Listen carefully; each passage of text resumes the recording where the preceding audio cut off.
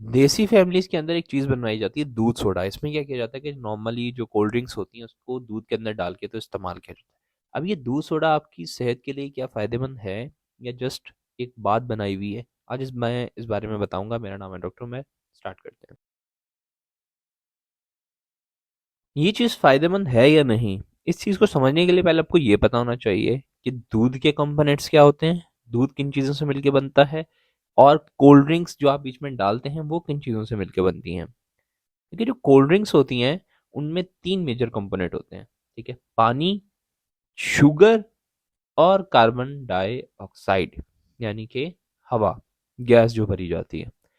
ठीक है, carbon dioxide की वजह से जो कोल्ड ड्रिंक होती है वो ज़रा सी एसिडिक होती है, क्योंकि कार्बन डाइऑक्साइड को पानी में हल करने की वजह से उसमें एक छोटा सा कमज़ोर सा तेजाब बन जाता है जिसे कहते हैं कार्बोनिक एसिड। ठीक है, उसके अलावा उसमें शुगर होती है।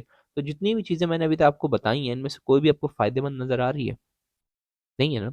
ठीक है, तो अब इसके अलावा उसमें आर्टिफिशियल फ्लेवर्स भी डाले जाते हैं, चौथी चीज़। ठीक है, अब हमें नहीं पता वो क्या डालते हैं, लेकिन वो कुछ डालते हैं। अब मुझे यकीन है कि वो कोई हेल्दी चीज़ तो होगी नहीं कि बादाम का शीरा डाल दिया उन्होंने।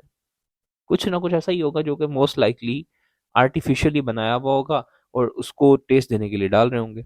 वो भी ज़्यादा चांस यही कि वो फ़ायदेमंद नहीं होगा। तो चारों कंपोनेंट्स जो आपने कोल्ड ड्रिंक के यूज़ किए दूध सोडे के अंदर वो ख़राब है।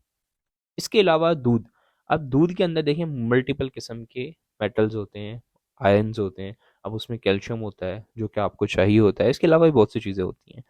तो दूध जो है उसमें आयंस वगैरह हैं, सारी चीज़ें हैं, और उसमें आप तेज़ाब ले रहे हो। होता क्या है कि ये आपस में रिएक्ट कर जाते हैं। ठीक है, जिसकी वजह से जो दूध की किफ़ायत और जो दूध आप पीते हैं, जो उसकी अ, फ़ायदेमंद आपको पहुँचने चाहिए, फ़ायदे आपको पहुँचने चाहिए, वो पहुँच नहीं पाते। ठीक है, और वो जो आप दूध सोडे के साथ लेते हैं दूध, वो काम का नहीं रहता। ठीक है, अगर उसके अंदर से आपको कैल्शियम मिलना था तो वो अब नहीं मिल पाएगा। सही।